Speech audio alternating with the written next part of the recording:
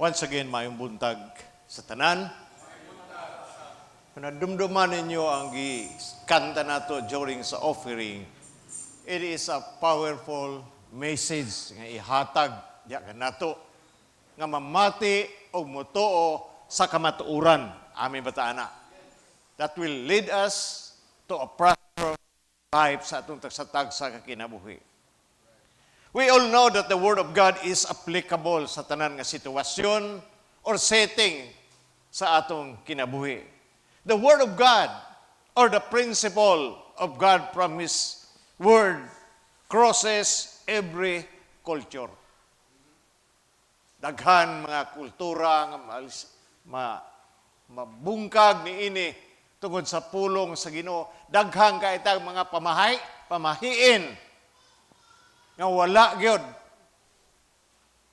base sa prinsipyo sa pulong sa Ginoo. Daghang kaitag tuo-tuo. Patay hupta, wadto sa albularyo, kay mao yung gi-practice sa atong tagsatag sa mga ginikanan. But our obedience in His Word and God-ordained authority will set us free. As God's people, napakyas ta because we listen to the voice of the enemy. Daghang kay atong gimamati ta o nagtuo ta sa boses sa ato mga kaaway. Kaaway na to, Satanas, mga yawa o mga demons niya. O kaaway na to na, o dili ta angay nga mga pasaylo sa ila. Amin ba ta, ana? Hello? Tito, yawa, pasaylo ako, be. O demonyo, pasaylo ako. We don't ask forgiveness for those people that against the Word of God. Voice of defeat. Voice of failure. Rather than listening to the voice of God or His instituted authority. In Hebrews chapter 4, verse 12, that the Word of God is sharper than two-edged sword. Kay ang pulong sa Ginoo, gamhanan o kini musulod sa kinakauyukan sa atong tagsatagsa ka kinabuhi. It will convict us, it will maghatag nato og kahayag sa atong tagsatagsa ka kinabuhi ang pulong sa Ginoo. Ngay ang pulong sa Ginoo will set us free. Now, again, no, akong pagbasahon ang Hebrews chapter 4 verse 12. Kay importante kay ini nga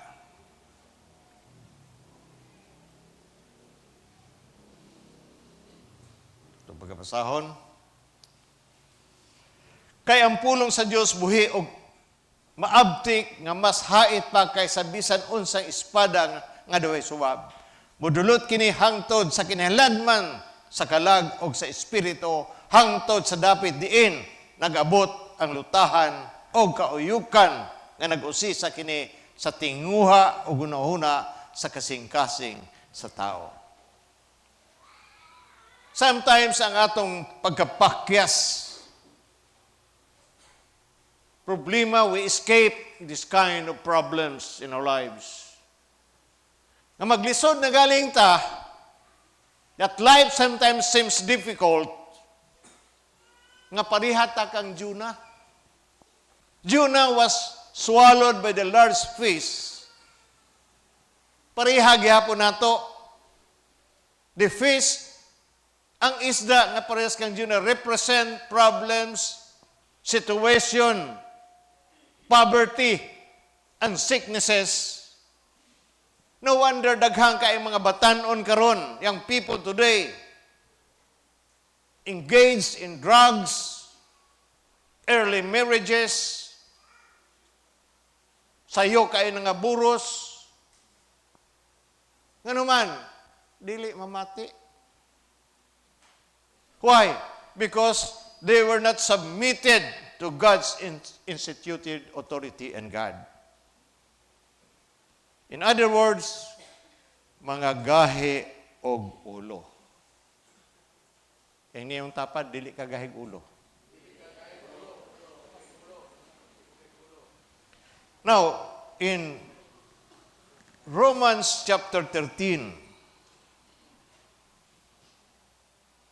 verse 1, nga nag-iingon, kinahanglan ang tanan, magtahod sa mga anaa sa gamhanan sa wala, kay walay otoridad nga dili tinugutan sa Dios og ang mga kagamhanan karon gipahimutang sa Dios. Authority is given to God. Miski na ang gitawag nato nga civil authorities. Nga usahay nakita nato nga nay injustice. Unsa may himuon? We have to pray to God. Amin bataana. Dili kay mo ato ta kalye dito ta mag-demonstrate, magdala tag placard. As a Christians, wala tay lain himuon kun dili nga mag-ampo sa ako ng Ginoo. Wonder why young people today engage in drugs. Dili lang drugs, kundi sobrahan nga mga palahubog. Early marriages and pregnancy. Why? Because they are not submitted to God's authority. Dili mamati. At the same time, mamati ta kung dili ang atong pagabuhaton. To the young people today, ang inyong tatay, inyong nanay is God's anointed authority sa inyong panimalay.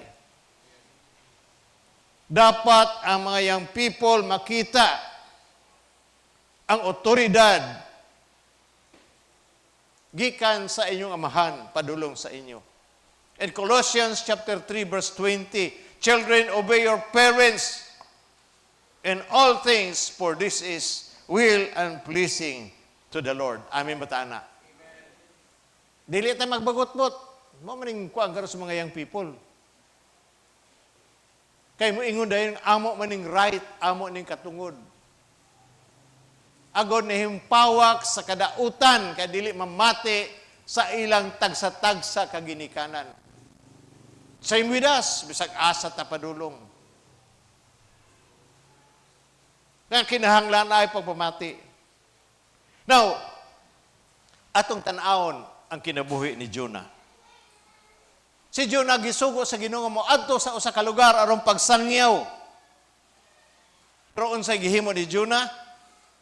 Nilayas ni kagay to Tarshish from the presence of God. Wala siya mosunod. When we are obedient, we are not in the presence of God. Hello? Kung disobedient ta, wala dihang presensya sa Ginoo sa atong kinabuhi. Then, if the presence of God is not in us, then failure comes. Na ay kapakyasan in our attempt to escape the things that seems difficult. Maglisod galing. No? Muna makita nimo karon nga daghang ka eskarsada. Nga miski mag-ayo kag sakyanan diya sa gawas, kantahan ka, Merry Christmas to you. Bisag unsa lay pagabuhaton. Why? Because failure of the parents. Naay pagkulang ang mga magulang. Misko, ang mga magulang, they are not submitted and they are not listening to the Word of God. Difficult. Result of disobedience following the life of Jonah. Naparot.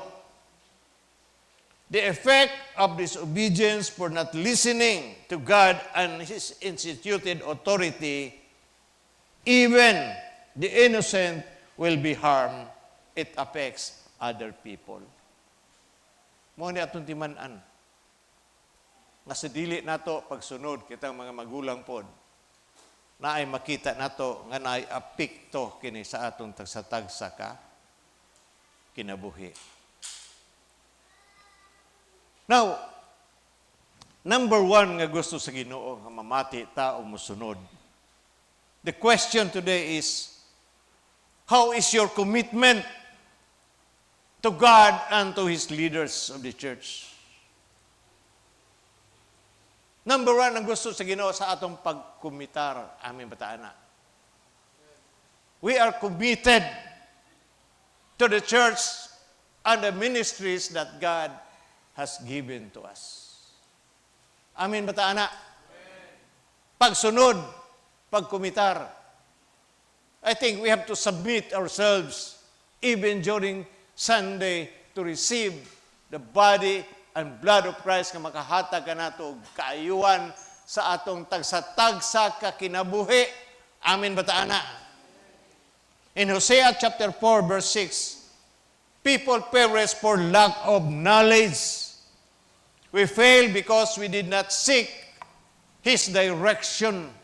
We struggle and find life filled with anxieties, disappointment, and failures because we have not paid attention. We are not listening. Nga mauunta ang kamatuuran nga gihatag kanato. One of the most powerful principles of the scriptures is obedience. Mamati ta, pero unsay gisulti sa Ginoo, thy will be done. Lord, ang imong kabubuton maoy matuman, dili ang ako. Submission to that which God has set for us bring success. Gusto ba nato tang mga mahimutang successful sa tanan area sa atong kinabuhi?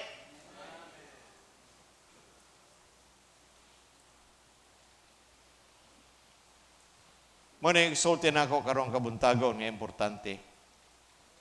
Obedient people always seek spiritual covering, whether sa Ginoo, bishops, priests, deacons, tanhanta ni ini.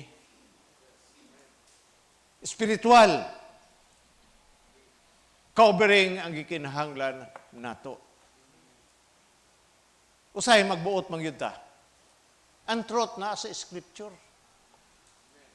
Kasi magpareha mo ni Samuel nga nagpaabot nga tawgon pa mo sa Ginoo.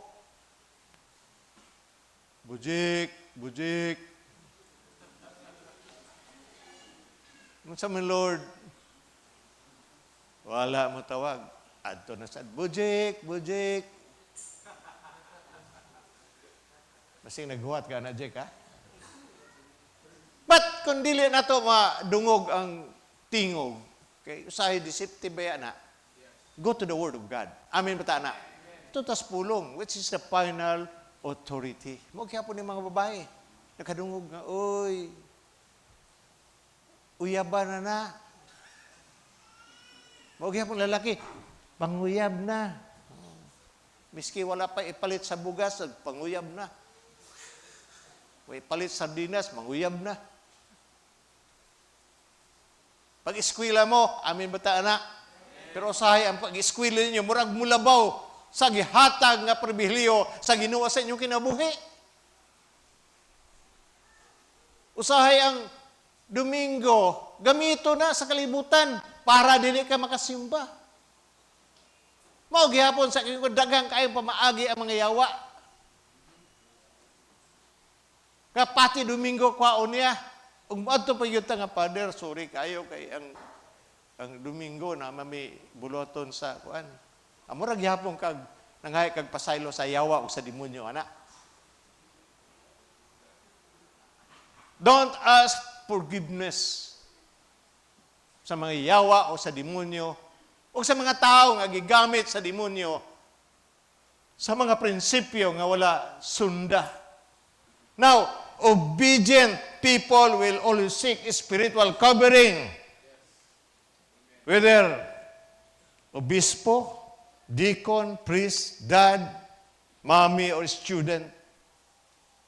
Mo ni atong gikinahanglan sa di enta mamati kay lahi man kaayo ang gisulti sa Biblia sa atong tagsa-tagsa ka sitwasyon. Pero sayon ra man gyud na. Dili ta mamati sa sugyot sa kalibutan. Amen. Bataana. Yes, we commit mistakes. Mga batanon daghang kay inyong mga mistakes. But God is faithful to forgive you. To forgive me, to forgive all of us. Para ma-strengthen sa Ginoo ang atong tagsa-tagsa ka kinabuhi nga mamati ta. Dili lang igo mamati ang James sa gingon, but a doer of the word. Dili lang nga mamati ta, kundi atong paghihimuon o atong i-aplikar ang pulong sa Ginoo sa atong tagsa-tagsa ka kinabuhi. Amen batana. Listen. Gwapo ka itong kanta ganiha. Nga we have to believe the truth. Kay mao kanay maghatag sa ato o kagawasan. Amen batana. Mao na ang ebanghelyo, gihangyo ang tanan sa pagpanindog.